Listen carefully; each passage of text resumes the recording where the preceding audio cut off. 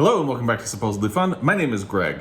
I am here today because an interesting thing happened to me when I finished the last book that I finished, and I started wondering if this is a thing that really happens to other people.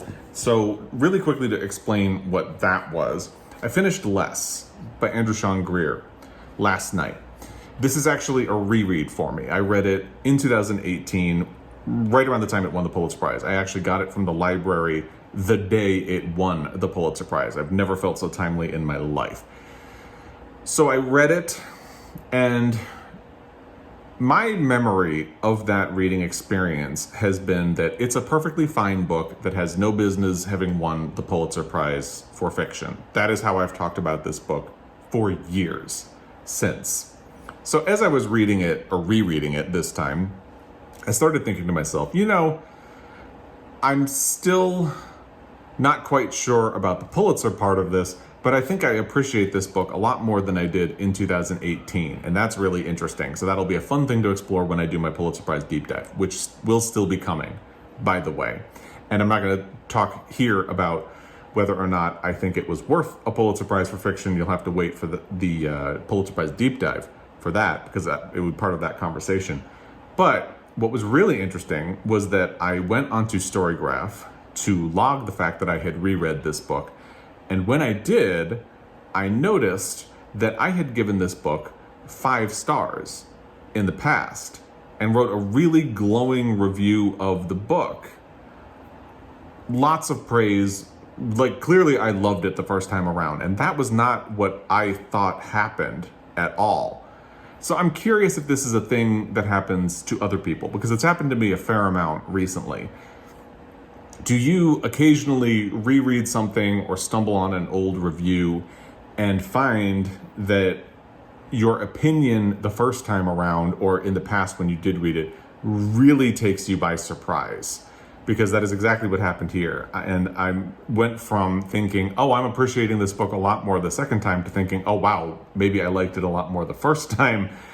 But the narrative around the fact that this got a Pulitzer calcified something in the conversation and maybe made it a little bit toxic for me, where the takeaway over time was colored by the fact that it had won an award. When something wins an award, you really expect a lot, and that's going to be the focus of my Pulitzer Prize deep dive on this book.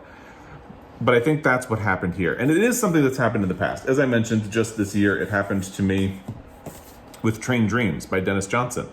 I talked about this in my Pulitzer Prize deep dive for 2012 when there was no winner for the Pulitzer Prize. I'll link the video I did down below about that. It was a whole controversy, and I talked about it, and my conclusion was that Train Dreams was the book that really should have won. It was a finalist for the prize and somehow did not win. It perfectly fits the brief for the Pulitzer Prize for fiction, and it's mind-boggling that it was right there and didn't win. I can't explain it. So as I was talking about it, because this book is only small, I thought I'm going to reread this book because I really liked it, and I think it was really worth the Pulitzer Prize.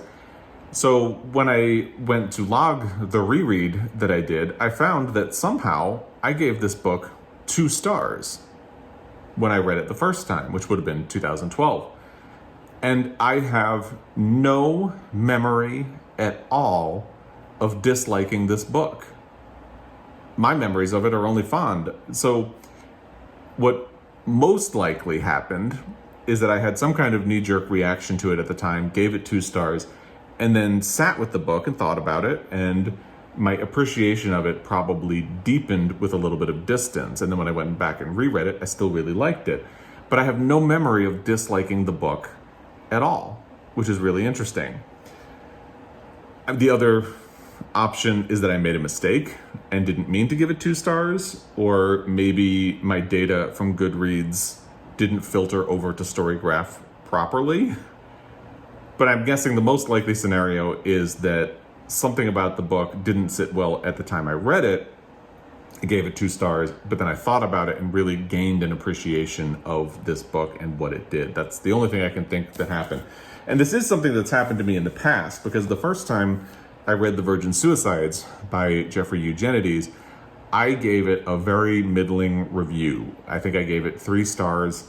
and really was not enthusiastic about it at all. At the time, I can't remember where I was writing reviews, but once I got away from the book and thought about it a lot, I started really appreciating what it did.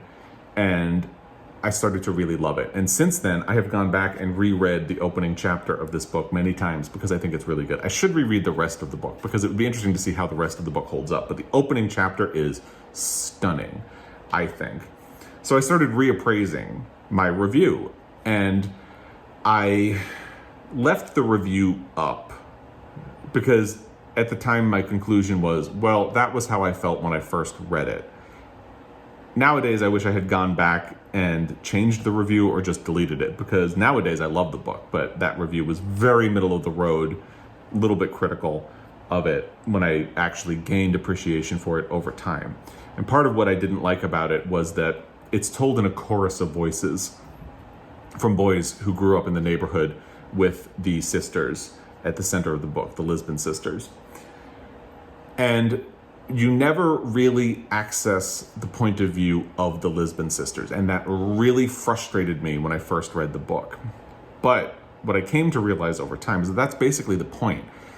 These Lisbon sisters are supposed to be unknowable, and they're supposed to be sort of unattainable. You are supposed to wonder what was going on, and that's particularly good because Jeffrey Eugenides is a male writer writing about teenage girls. So he has that perspective from the outside looking in, and it's only appropriate that the narrative takes that form as well. It's actually a very smart move. And I gained a lot of appreciation for the book once I realized that. So that is another thing that happened. And this is a little different from another conversation where I think you sometimes change your perspective on a book over time. Like when I was reading less and thinking that I was appreciating it a lot more than the first time, I was assuming it's because I turned 40 this year, and I would have been about 35 when I read less the first time. So maybe I'm a little more attuned to a book about aging as a gay man and all of that stuff, but it turns out I loved the book in the first place. And it made me think of The Stone Diaries by Carol Shields, which is a Pulitzer Prize winner for fiction that I read for the first time when I was 20 years old and didn't like.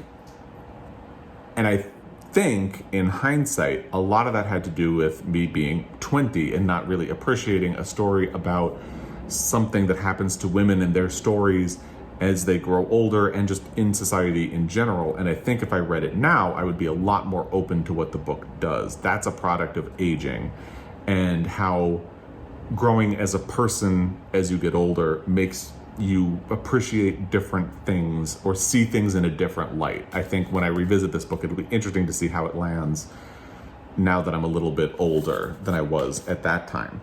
And on the flip side of that is Geek Love by Katherine Dunn, which I loved when I read around the same time that I read The Stone Diaries. And I am afraid to reread it now because there are aspects of it that I think would really not land with me now. And because I've gotten a little bit wiser, there are parts of this book that would probably be a little problematic, and part of me wants to keep the memory of how much I loved it and not revisit it and be disappointed, if that makes any sense. So there's a kind of flip twist to the conversation. And then at the other end of the spectrum, there are books like this one that I mentioned recently in a video because Anthony Marra has another book coming out this month, actually tomorrow as I'm filming this. This is the Tsar of Love and Techno. I remember loving this book, which is a story collection. I think they're interlinked stories. But I don't remember anything about it. So I had this really powerful response to this book when I read it, but I couldn't tell you anything years later about what's in it and why I liked it. So it's just really interesting. You can see Joel watering outside. But yeah, I'm just curious. Is this something that you find happening to you over time as you read? Like, do you stumble upon old reviews or star ratings that you left and wonder what you were thinking at the time, or just feel really surprised about what you thought of that book the first time around, almost as if you're looking at something a stranger did? Let me know what you think. I feel like this is an interesting conversation. I haven't had a conversation video in a while, so it seemed like an interesting thing to do. And it was just on my mind, so I'm curious if this is something that you have observed as well. Let me know in the comment section down below. If you have thoughts about anything else I've talked about, let me know. Again, in the comments section down below. As always, I really appreciate your time, and I will be back Until next time, happy reading.